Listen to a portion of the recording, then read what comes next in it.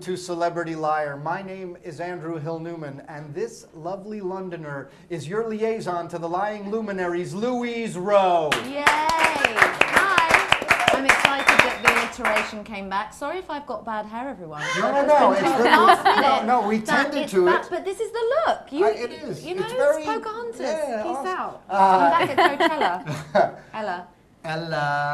You know what I want to see from you? The wow thing. The wow. I love the wow. And speaking of wow, what I want to see from you is more, if you tune in a little bit earlier, go online before, you'll see this guy doing the coolest R&B dances you've ever seen. Trying to get the energy up. It's crazy. Yes, because you know the game we play here needs a lot of energy.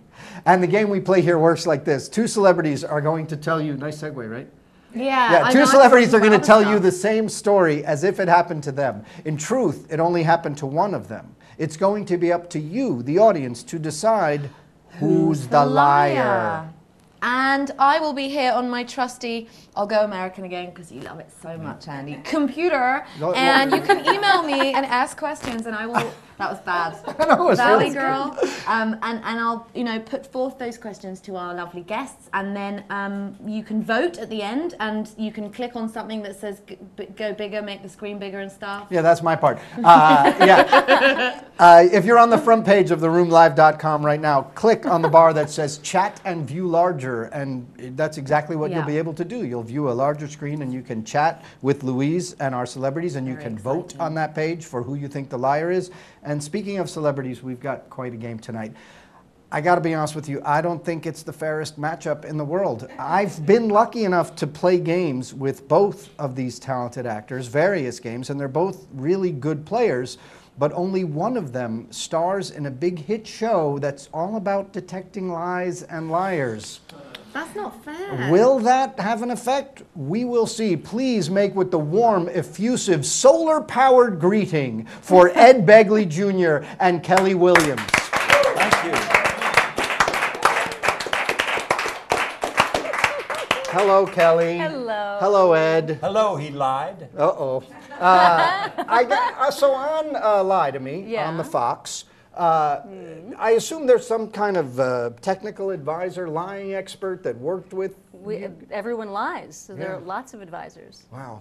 I'm very curious to see how well you do this evening. So am I. Well, you know, Kelli and Ed exchanged stories before we started the show, and we have represented their stories right here in the Bowl of Stories, and we're going to get this going right away. Ed has been selected to go first, and I am selecting a story. We're going to put 2 minutes on the clock, Ed. Please tell us a story that we call Bocce Ball. I was riding my bike through Europe some years ago. I was a younger man, and I stopped at this little cafe, a lovely cafe, and I was in Italy at this point, and I had a bit of time to kill, and I wanted to get something to eat, and they had some lovely food there, so I got some pasta, and there was an even lovelier than the food maiden there who was serving the food, a lovely, lovely lady, and I started talking to her, and I asked for the pasta, and my Italian not very good, and her English even worse, and we started to talk, and she actually had such a slow day, she sat with me for a while, and when she sat with me, I just, a younger man, and certainly the kind of person who could pull this off, I put my hand on her leg, and she didn't resist, and we wound up kissing. We kissed for a while at this lovely little Italian spot, and it was great. It was very, very nice. We kissed, and that was it. I mean, it wasn't like I closed escrow or anything on this deal. There was some kissing, and it was very, very nice, and then her family came in, and I was, unceremoniously told to go away. But it was very, very nice. A beautiful lady, and I've never seen her since. Bocce, which means to kiss, bocce. Oh, bocce. I was waiting for the thing and the throwing. There's no balls throwing around. Bocce was the kissing, and it was bocce only. She said bocce, solamente, or whatever. It's not bocce only. You see, my Italian still isn't very good. Wow. And you've got 25 seconds left. Do you want to describe the kissing a little more? Just the kissing was very, very good. I wanted to communicate with her further. I tried to, get a phone number or something, or, and I tried to find a way to write later down the line, and, I just couldn't locate the place. This is before the internet. When I was a kid, you know, there's like smoke signals and things like that. We communicated with tom-toms. Okay, now your time is up, sir, but I thank you so much. And I have a few questions, but we'll ask them later. And if you have any questions for Ed, get them ready, because you'll be able to ask them through Louise. Kelli, I understand that something very similar may have happened to you. Well, when I was, I think I was 17, I was on a train going from Rome to Naples. And I was with my mom, but I didn't really, want to hang out with Mom at the moment. And there was this really cute Italian boy that was sitting sort of across from me. And we kept sort of making eyes at each other. And so at one point I got up to go get coffee in a little section between trains, and he came over to start talking to me. And we tried to communicate, and he'd say things like, Madonna, and I would think, the singer, okay. sì, Madonna, non capisco quello che dice, but Madonna, right, I would say. I said, that means I don't know what you're saying. Okay, you did it really good. So we tried to communicate, but we couldn't really communicate very well. And so we just kept looking at each other, and he was so cute. So we just decided to make out. And we made out for like 3 hours, but he kept trying to kind of move his way up my body, and I would hit his hand, and I'd be like, only baci, which is kiss, only kissing. So we kissed, and that's the way we communicated, and we never got any further than that. I had to say only baci like 20 times, maybe more. And then we finally got into Naples, and I never got his name, and I think I'm blushing even thinking about the story. And then that was it, and he went on his way, and it was a little ciao, and we were done. It is very a romantic story that happened to both of you. If you have any questions, go ahead and type them into the chat room. Louise will pass them on. And if you already know who you think is lying, you're doing better than I am, because I have not figured it out yet. But if you do know, go ahead and vote. You can vote for Ed Begley Jr. or you can vote for Kelli Williams. They don't want your vote. They want you to believe them. Whoever gets voted the liar does not win this round. My first question is for you, Ed. How old were you, ish? 22 then. I was a very young man. 22. And do you remember, did you ever get the name of this girl? Her name was Maria. Maria. Interesting. Louise, any questions from the chat room? Well, you just stole my top two. Age and name. But I'll go to some others. Well, you all had the same. Lindy says player. Ed, you're a player. But a player from 1476 because you called her a maiden. Exactly. I love that. Bring back maiden. I'd like to be a maiden. Nice. Was there wine involved? Back when in my 20s, I did, unlike the former president, I did inhale, and I inhaled a lot of wine back then too. I stopped all that in the 70s, but yeah, I drank some wine, and I think that added to it. That's why I was a bit bold with her, and she was more receptive to some baci, but no more. There was nothing more than baci, than kissing. You know, that's why they call baci, the balls kind of kiss each other. Oh, see, I did not try know to kiss that. the other ball. I never even knew that. Really, Yeah. Kelli, let me ask you, you were on this train, and by the way, train makes it, I think, a little more romantic, with your mom. Yes. But you're kissing this guy. Yeah. Did she ever wander down to the coffee car? Or? She couldn't find me. And That was one of my questions. Where was your mother when this was going on? And was this like, were you between cars? Do you remember where on the train you were when this was? There's a sort of little area where you can have a smoke, and the lady comes by with coffees, and it was there. And then we sort of moved to another corner and a little away from other people.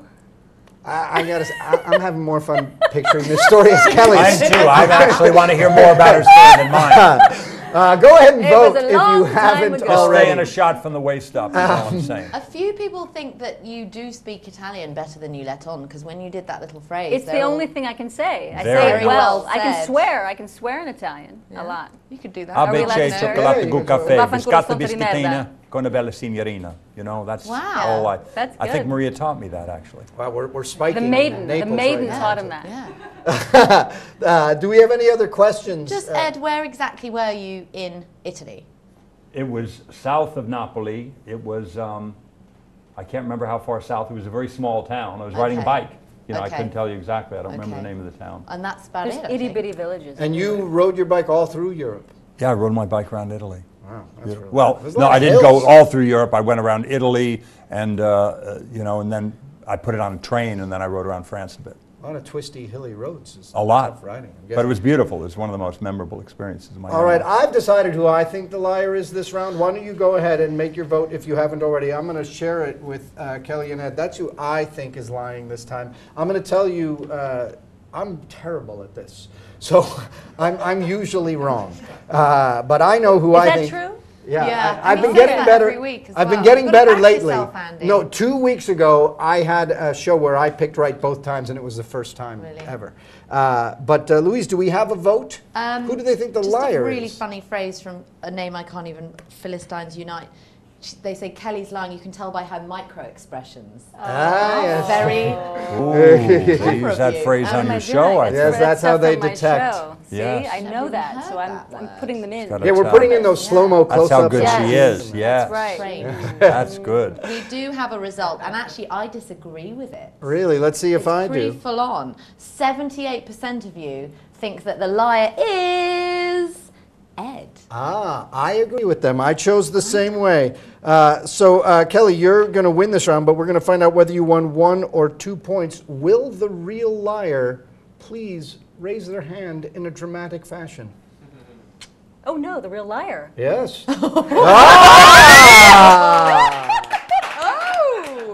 I was like, yes. They're on to me. They were all 78% of them were on to me. Yeah, you were on to me. What a It Pinocchio. was, you know what? I kind of liked her saying "bachi." Just, I don't know. And the No. train, it The was. only It was. bachi. Early on, I'm going, I'm not even convincing myself of this. I should have prepared more. No, That when was- you started right into it with the. I actually did. You really bike ride through Italy? No, I've never ridden a bike. Never in my life. I thought maybe you hadn't gotten No. lucky.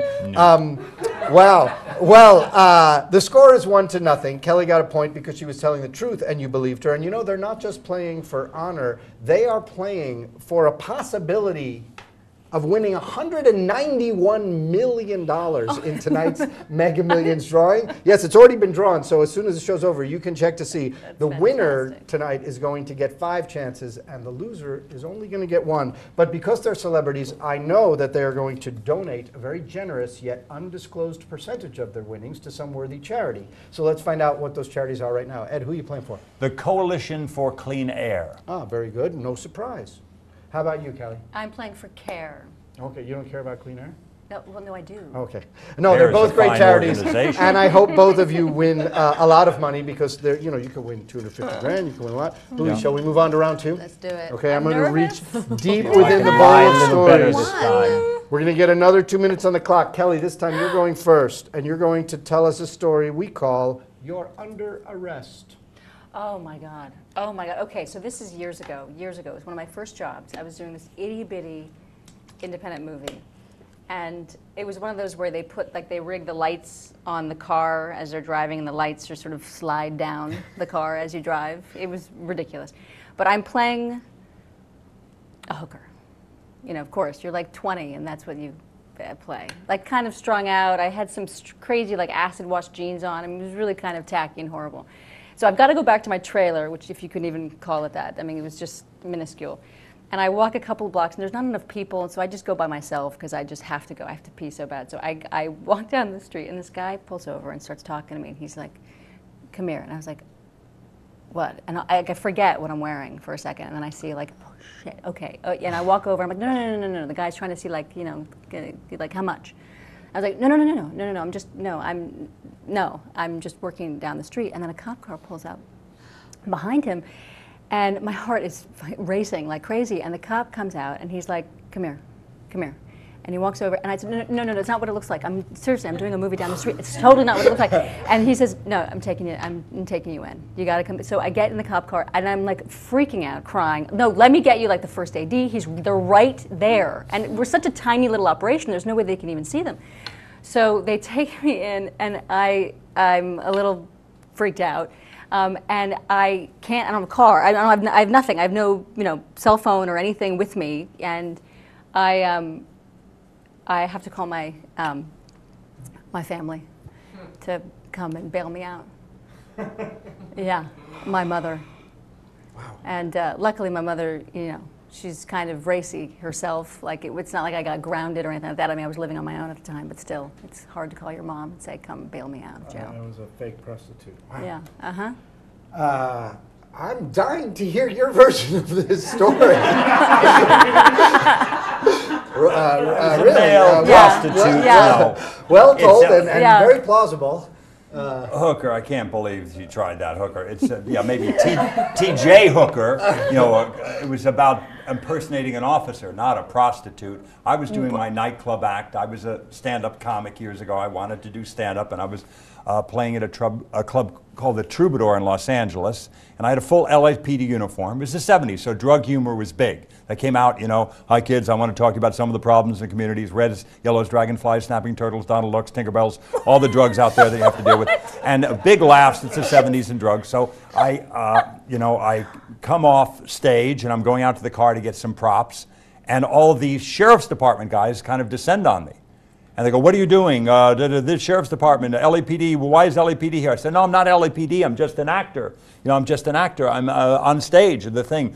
"No, you're not. You can't wear an LAPD uniform. You're impersonating." I said, "Are you going in the stead of Adam 12 and taking Kent McCord and Martin Miller away? Leave me alone. I'm just an actor. Go check with the guys at the thing." And either the people at the Troubadour didn't stand up for me or they didn't reach them. I went to county jail. I was in LA County Jail for 3 days for impersonating an officer. 3 days? 3 days? 3 days. Wow. It was a very serious crime impersonating an officer, You get into LA County, right away they want to know, what's your beef? They're there for murder and other stuff. That's prime beef. I'm there for impersonating an officer.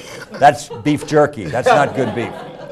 And so I'm there for 3 days until I could go before a judge and get out on my own recognizance, because it was $500 bail. This is the 70s. I was a young man, and so nobody I knew had $500 then. There were no ATMs then.